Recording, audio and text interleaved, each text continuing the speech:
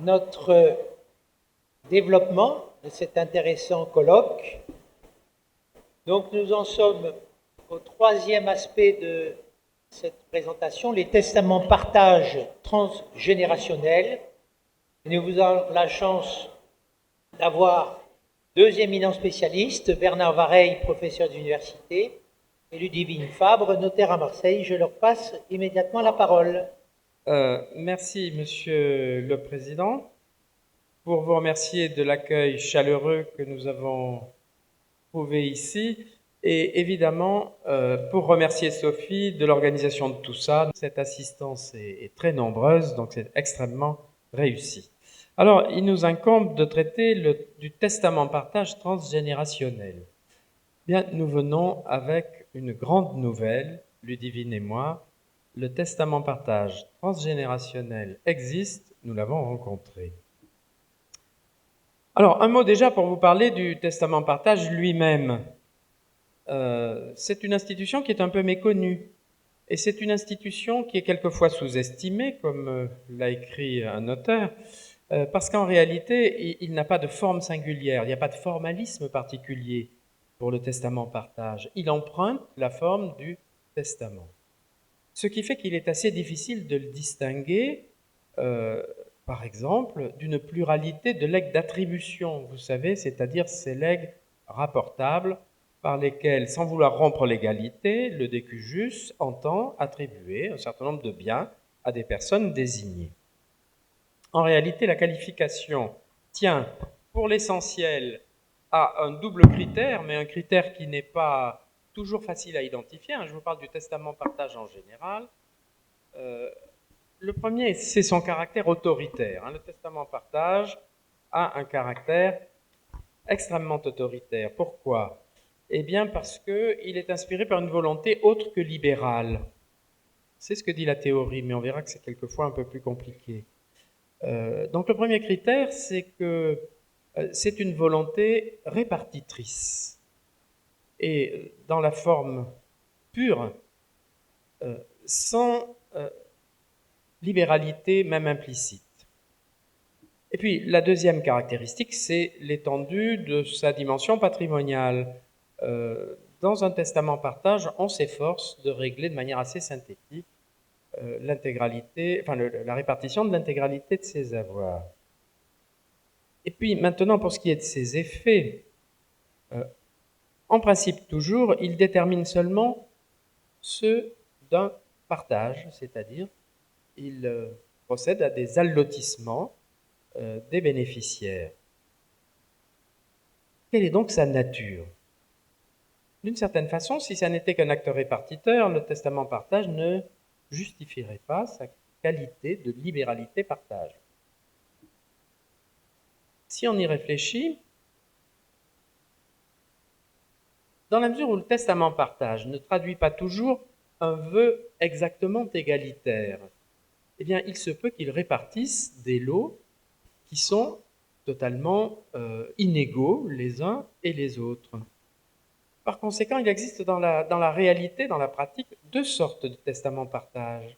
Une première catégorie, ceux qui entretiennent l'égalité des héritiers, c'est-à-dire qui se bornent en fonction de leur vocation ab intestate à désigner les biens qui composeront leur lot. Et puis, seconde catégorie, ceux qui organisent l'inégalité. Et parmi ces derniers, ceux qui organisent l'inégalité, il y en a encore deux catégories. Première catégorie, ceux qui vont respecter la réserve héréditaire. Seconde catégorie, ceux qui organisent une inégalité, qui exposent les lots de ceux qui ont été le mieux lotis à être éventuellement tempérés par l'exigence d'une réduction en valeur. Alors vous voyez, dans le second cas, c'est-à-dire toutes les fois que les lots sont d'origine et volontairement, puisque c'est une question de volonté, inégaux, eh bien, il y a une coloration libérale qui suffit, à n'en pas douter, à justifier la qualification de libéralité partage. Ça dit au passage, la question qu'on peut se poser et qui n'est pas beaucoup agitée est de savoir si les lots du testament partage sont attribués en avance de part ou par préciput. Là aussi, la chose est un peu compliquée parce que si on s'attache à la forme testamentaire, on aurait plutôt tendance à considérer qu'ils vont être considérés hors part.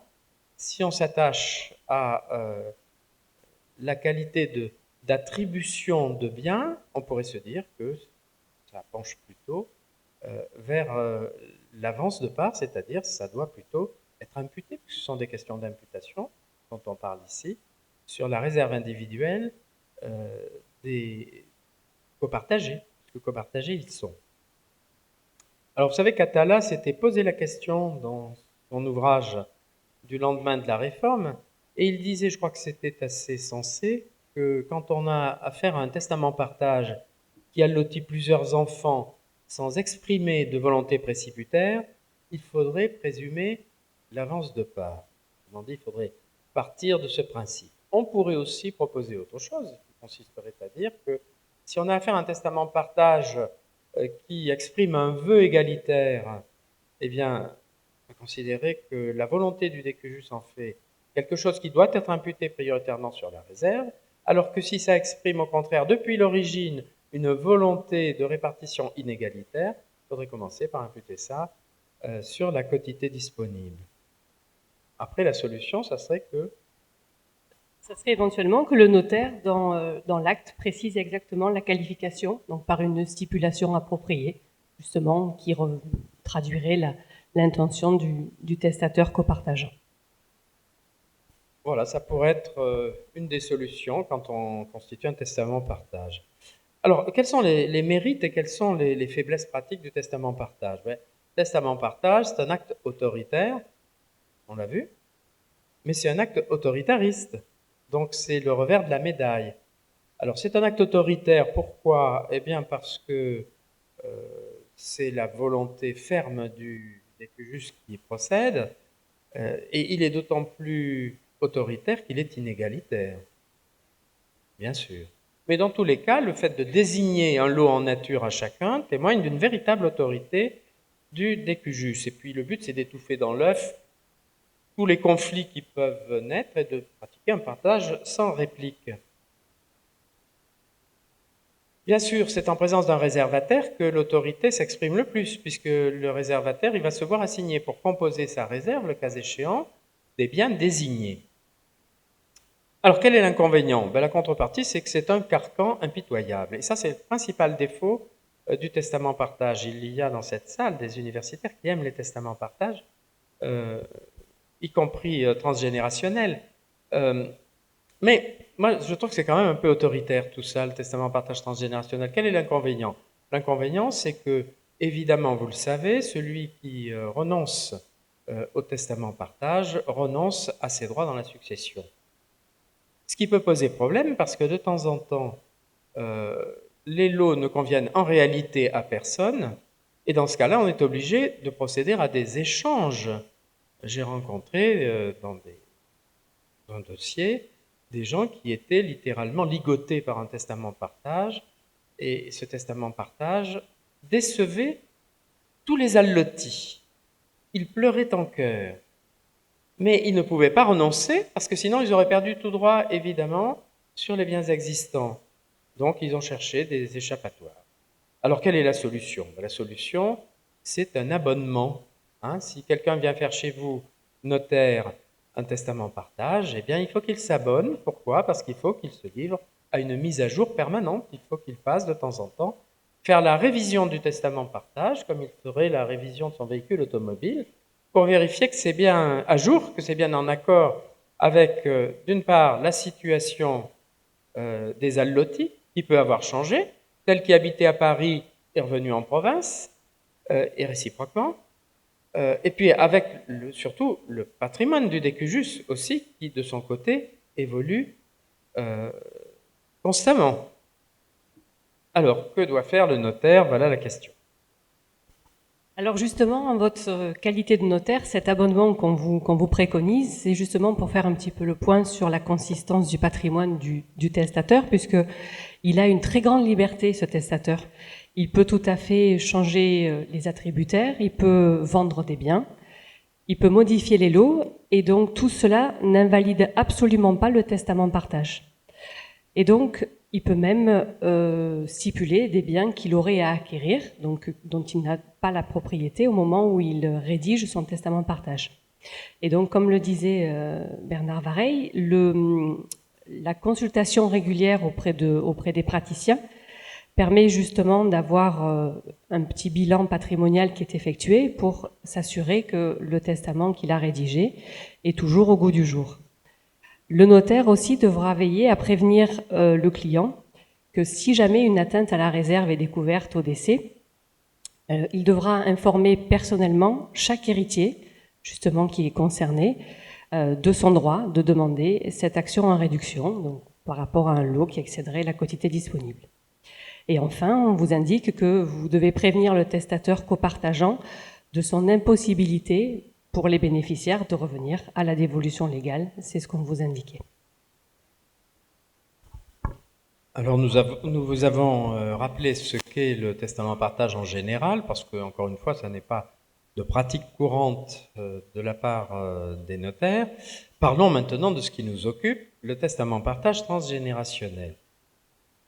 Alors évidemment, vous avez vu le modèle de la transmission transgénérationnelle, il est inspiré de ce qui a été évoqué tout à l'heure, c'est-à-dire la donation-partage transgénérationnelle. Alors d'où sort-il? Parce qu'une partie de la doctrine avait prétendu que le testament-partage transgénérationnel n'existait pas. Eh bien, ce testament-partage transgénérationnel provient tout simplement de la jurisprudence. En effet, c'est vraiment la jurisprudence qui a créé le testament de partage transgénérationnel et non pas la loi, et plus particulièrement un arrêt qui a été rendu par la Cour de cassation le 7 novembre 2012, par la première chambre civile, qui a donc consacré ce modèle un petit peu original de testament de partage. Alors de quoi il s'agissait en l'espèce ? Eh bien, une personne avait rédigé avec son notaire un testament de partage, qu'elle avait d'ailleurs intitulé comme ça, dans lequel elle attribuait une partie de l'actif successoral à sa fille unique et une autre partie à ses petits-enfants, donc à ses 3 petits-enfants, sous forme de legs. Donc vous vous doutez bien que cette petite famille n'était pas celle de la petite maison dans la prairie et que la fille unique a invoqué la nullité du testament de partage au motif donc qu'il ne pouvait bénéficier qu'aux héritiers présomptifs, en vertu justement de l'article 1075 du Code civil. Alors elle a été déboutée en appel, elle a formé un pourvoi en cassation qui a rejeté son pourvoi. Sur quoi se sont appuyés les juges ? Eh bien sur un argument exégétique qui est celui que vous connaissez sûrement, ubilex non distinguit, là où la loi ne distingue pas, il n'y a pas lieu de distinguer. En effet, les articles 1075 et 1075.1 du Code civil, qui sont relatifs aux dispositions générales applicables aux libéralités partage, n'introduisent aucune distinction, que ce soit pour les donations de partage ou pour les testaments de partage. Et donc, la Cour de cassation en a déduit que le transgénérationnel n'était pas circonscrit aux donations de partage. Que faut-il penser de cette audace? Si vous examinez la doctrine, elle est, comme on dit, partagée. Il y a une doctrine descriptive, d'une certaine manière, qui nous dit ça existe, on peut donc s'en servir. Et il y a une doctrine approbatrice qui dit c'est un outil très efficace. Et il y a, majoritaire me semble-t-il, mais la question n'est pas là, une doctrine critique. Alors, que faut-il penser donc de cette audace en théorie comme en pratique? Si vous voulez, ce qui fait la stabilité de la donation-partage transgénérationnelle, c'est l'accord de volonté. À un moment donné, tout le monde est réuni sous l'autorité du père de famille ou de la mère de famille, voire des deux, dans la conjonctive. Et cela, c'est ce qui fait cruellement défaut à ce testament-partage transgénérationnel. D'un côté, il est autoritaire du côté des allotissements, et puis de notre côté, évidemment, il ne recueille pas, à un moment donné, l'accord de toutes les volontés concernées. Donc, si vous voulez, il n'y a pas de pacte familial, c'est ça le fond du problème. Mais en même temps, il y a une volonté autoritaire de répartition des choses. Et, alors, sans le critiquer exagérément, nous attirerons votre attention sur 2 éléments qui paraissent importants à garder en tête pour déterminer quels sont les cas où on pourrait songer à en faire usage. Le premier élément, c'est sa fragilité consubstantielle, et puis peut-être le deuxième élément, son utilité marginale. Fragilité consubstantielle pour commencer. Est-ce qu'il ne cumule pas les deux inconvénients du testament, son support, et de la donation en partage transgénérationnelle, son modèle? Écoutez, la question se pose.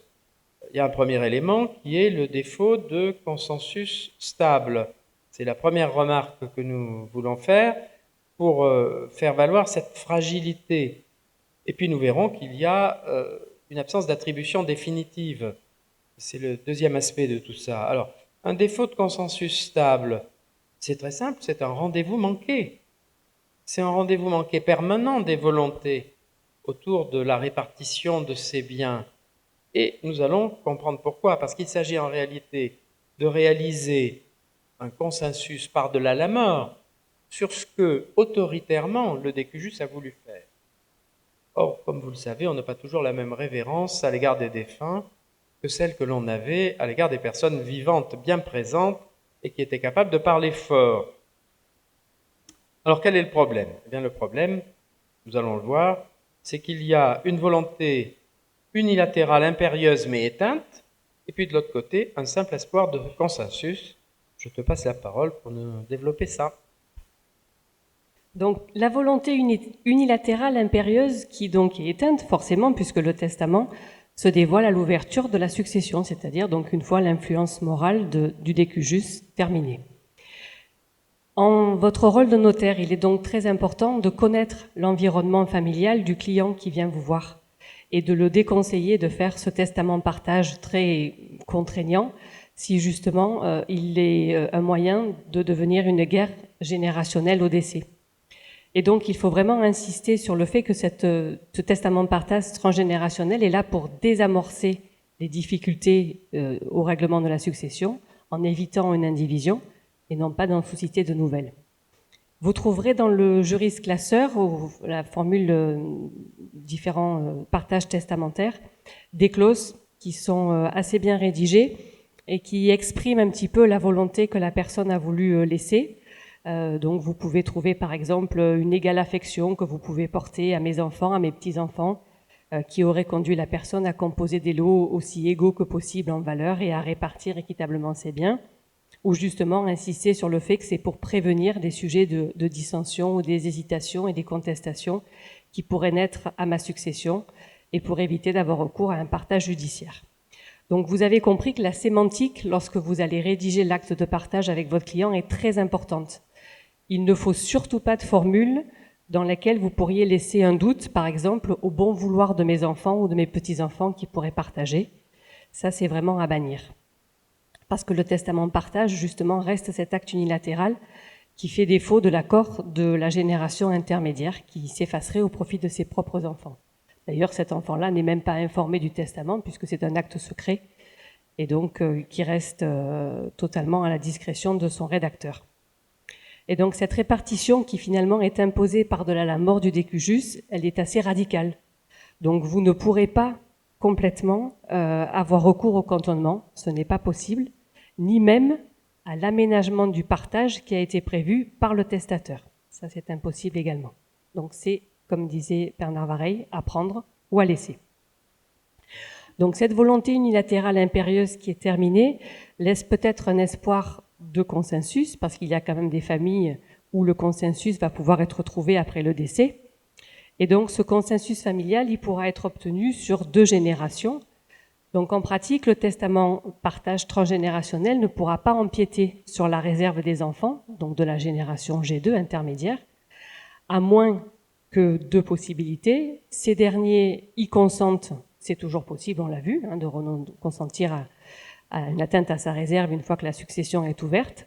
Donc ce sera un acte de consentement à exécution du testament de partage transgénérationnel, que ce soit une atteinte totale à la réserve ou une atteinte partielle au profit de ses propres enfants, ou alors il aura pu y avoir un consentement préalable par une rare.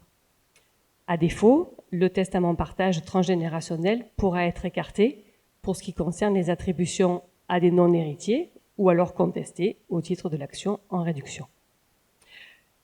Il est assez rare dans la pratique que le testament partage, qui vaut partage, contienne déjà à lui tout seul toutes les clauses pour pouvoir être publié telles quelles à la publicité foncière. Donc le notaire qui aura un testament partage entre les mains et qui viendra à régler la succession devra donc bien sûr rédiger l'acte de notoriété. Alors le but de cet acte de notoriété ici, ce sera de vérifier les héritiers réservataires et surtout de vérifier qu'il n'y en a pas un qui a été omis ou évincé au profit de sa souche, et de faire éventuellement une attestation de propriété suite au testament partage si le testament partage en lui-même ne contient pas toutes les mentions pour pouvoir être publié au service de la publicité foncière, puisque le testament partage n'est testament que par la forme, il n'est rien d'autre qu'un partage.